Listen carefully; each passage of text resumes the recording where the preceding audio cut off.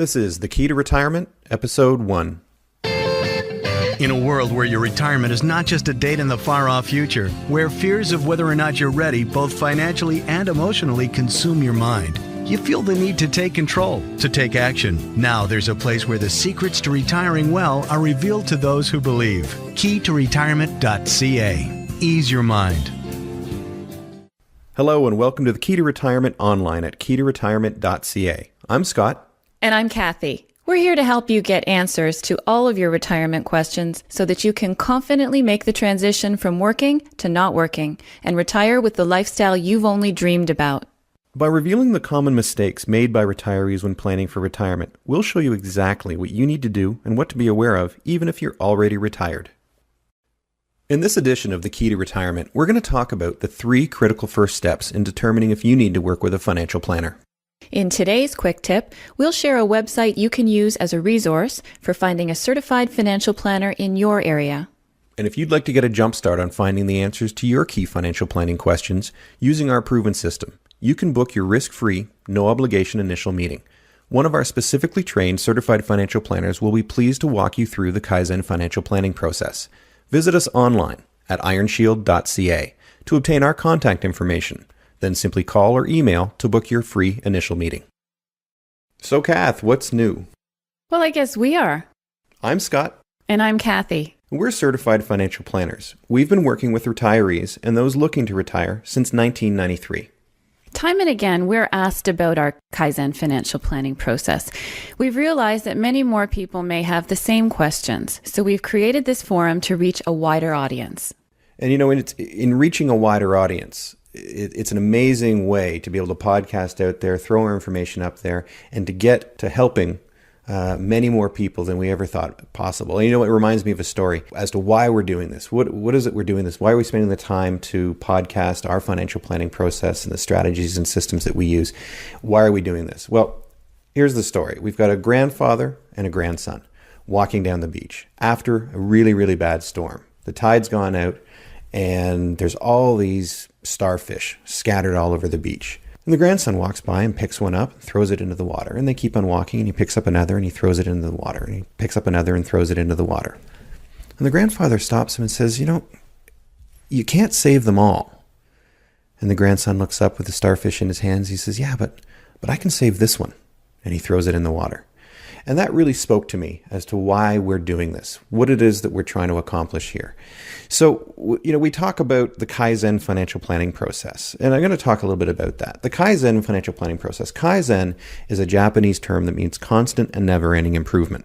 And really, it defines our approach to financial planning and the way we work through our clients' comprehensive financial plans. So our hope with this podcast is to demystify the financial planning process for you. We're going to try and speak in plain English about the issues and concerns that those of you who are in or approaching retirement may have. So welcome. We're glad to have you with us. And now for the feature segment. In this episode, we're going to talk about the 3 critical first steps you need to take before working with a financial planner. And we're doing this for one important reason: to make sure you get the most out of your first meeting. Well, when you're thinking of entering into a relationship with a financial planner, the most important thing you want to come away from that first meeting with is a sense of whether it's the right one, whether there's a fit. So the real question is, how do you get through these 3 critical first steps? And what are these 3 critical first steps? Well, the first step is to find out how you feel about your situation. You know what? Let's just take a pause here. Let's run through a meeting that we might have with one of our prospective clients and look at it that way. Okay, great. Well, at the first meeting, what we would do is we would sit down. The prospective client would have a questionnaire given to them. And on the questionnaire is going to ask them a lot of questions that deal with, how they feel about things, what their issues are, what some of their concerns are, and this sort of thing. We're going to be asking them questions surrounding the areas of tax planning is where it starts. So things like, is your income tax bill acceptable? And then they would be able to answer on the questionnaire with yes, no, or don't know. Things like, are you using all the legal tax strategies to reduce your taxes? And that's an important one because the tax strategies that are available out there aren't appropriate for everybody. And our objective is to make sure that people are aware of all the tax strategies available to them. Not because we think they should use every strategy, but because we think they should have the right to say, no, that's not for me. Moving on then to retirement planning, it's another key area of the financial plan. Questions like, do you have a pension plan? Do you know what age you'd like to retire at? These types of things. And it's really just for a really high-level conversation to get clear on what their objectives are surrounding their retirement planning. We move on to education. Oh, sorry, did you have something to say? I was just going to say that oftentimes I like to encourage people to say, I don't know, instead of pretending that they have an answer, yes or no. There is no right or wrong answer in this particular questionnaire. Really, it's designed to find out where their knowledge level is about their financial affairs. So I don't know is a perfectly acceptable, honest answer that gives a great starting point to work from. You're right, and it's probably one of the best answers, because then that gives the planner a gauge for where they need to spend more time on to make sure that the client that they're working with is educated enough and is brought up to a certain level where that they can make an educated decision on that particular area that they're working on. The next area that we would have a discussion about would be education planning. So questions about who they want to educate, whether it be their grandchildren, themselves, maybe their children are still in need of education planning. So it's really a clear picture as to, is education planning a part of your financial plan, and if so, how? We move then on to a discussion on investment planning. Do you need financial organization is the first question. Then that really stems a conversation as to how one would currently feel about their situation. So it would be, the response would be, well, yeah, I do need organization. I've got a shoebox full of information, or I've got a lot of statements, and I've got accounts over here, there, and everywhere, and it's really a dog's breakfast. Or a response could be, you know what, yeah, I'm pretty well organized, and here's perhaps a summary of everything that I've got, and it goes to show a level of organization, so that we can better establish as to whether or not we're dealing with all of the assets or not, and whether or not the particular client knows about all of the assets that they've got. And I think one note to make here too is we never ask anyone to pull any of that information out and show us. They may have that detailed list Scott was referring to, but we don't want to see it. This is a time for a high-level discussion about their feelings and various areas of their financial planning. But we don't look at investment statements. To get too detailed or too narrow at this point is not the goal of the meeting. Yeah, if there's recommendations being made at this meeting, then it's probably not the best time for those recommendations, because it's just like if you went to a doctor and you walked into a doctor's office or a dentist's office, and they just sort of looked at you and said, well, let me just take a look at a chart, and I think you should have this procedure done. If they didn't look in your mouth, if they didn't ask you how you were feeling, if they didn't go through all the preliminary questions to get a real clear picture about how things were in life in general, then they wouldn't be able to do their job to be able to really get clear on what needs to be done to alleviate your pain. So moving on then with the investments, we just want to get really high level information on the knowledge level that you would have, where your investments are, how they're invested, if you're protected from inflation, if you're protected from a market crash. Really just what have you done so far to get you to where you are right now? And are you comfortable with what you're doing? Is there a discipline that you're following? Is there a rationale for what you've got? Or have you just been jumping on the latest and greatest every year and hoping it works out for the best? So it, again, gives us a very clear picture about where your education level lies with your own investment plan.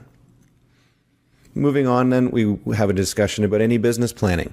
Oftentimes, people have businesses that they're working in, that they might be owner of or part owner of, and the question is, well, how do I then take this business and retire? How do I release the equity that I've built up in this business so that I can retire comfortably? And so we would have a bit of a discussion on that. Insurance, that's really a critical step at this point, because when you're going through a life transition where you're approaching retirement or getting in retirement, and you're having to make a lot of decisions about what do I do? Am I able to take with me my benefits from work? If not, what do I do? Where do I replace it? How much is this going to cost?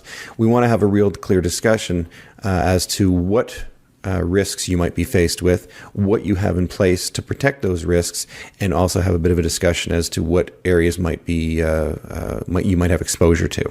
Because that's really what that area is all about, is planning for risks so that the retirement you envision won't be derailed by something unforeseen. Yeah, it's very true. I mean, we always plan to have a nice, long, healthy retirement, and most financial plans are written in that way. However, one of the things that we always like to do is take a look at, well, what would happen if you tripped and fell and didn't get back up again? Or if you tripped and fell and got up but didn't get up completely? How is that going to impact your financial plan? Are there solutions in place to protect against those hopefully rare but those potential realities? Moving on with regards to estate planning, again, remember, we're talking financial planning. So financial planning deals with cradle to grave. So we're looking at estate planning and saying, well, how would you like at the eventual death of you and your spouse, how would you like things to be dispersed, and how would you like them to be shared? Do you want them to go to charities? Do you want them to go to your beneficiaries? Do you want them to go?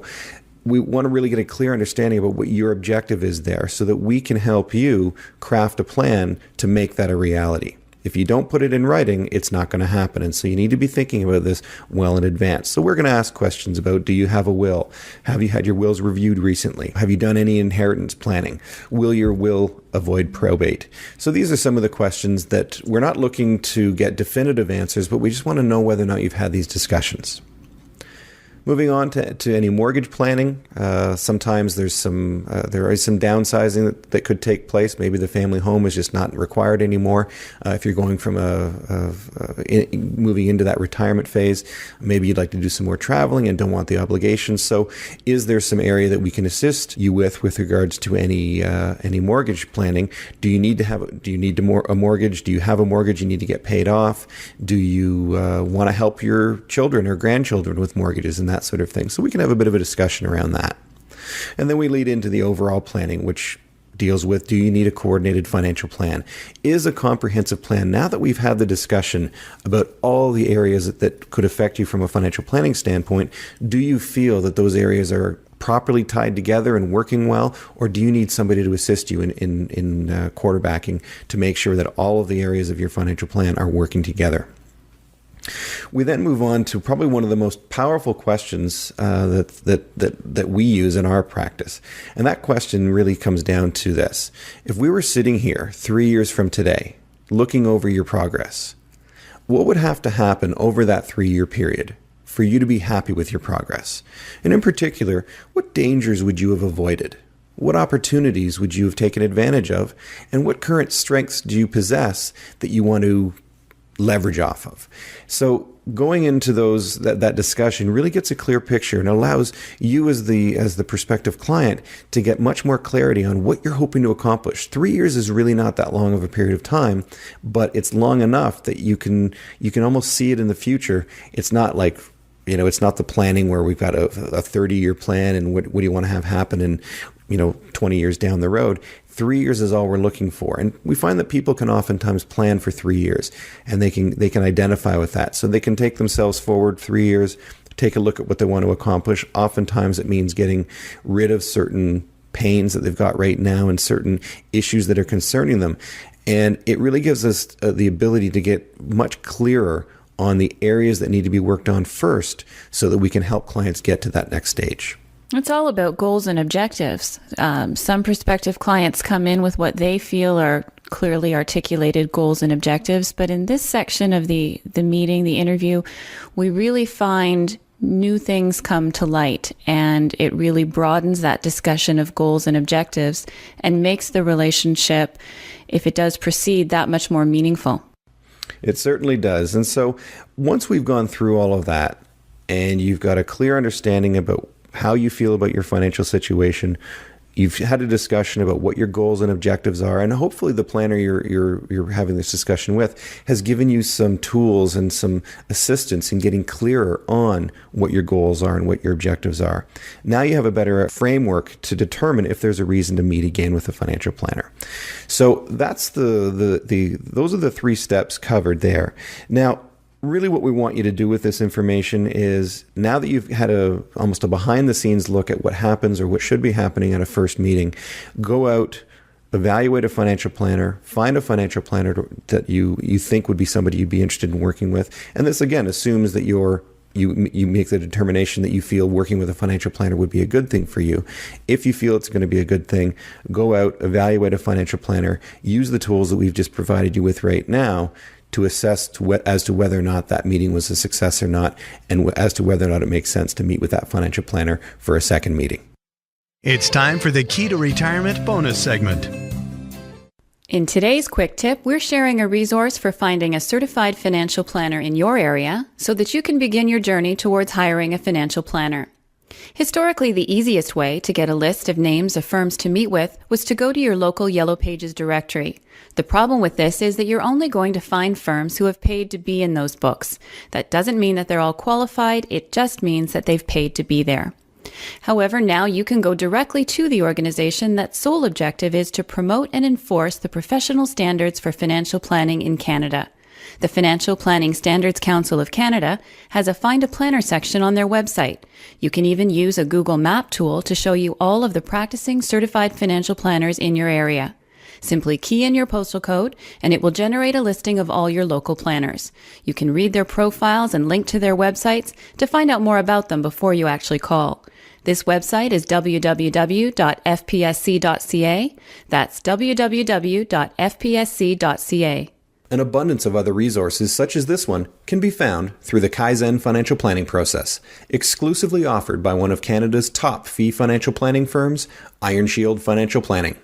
To receive 2 free initial meetings with one of Iron Shield Financial Planning's certified financial planners specifically trained to work with Canadian retirees and those contemplating retirement, visit ironshield.ca. The Kaizen financial planning process, helping you manage what you can't afford to lose.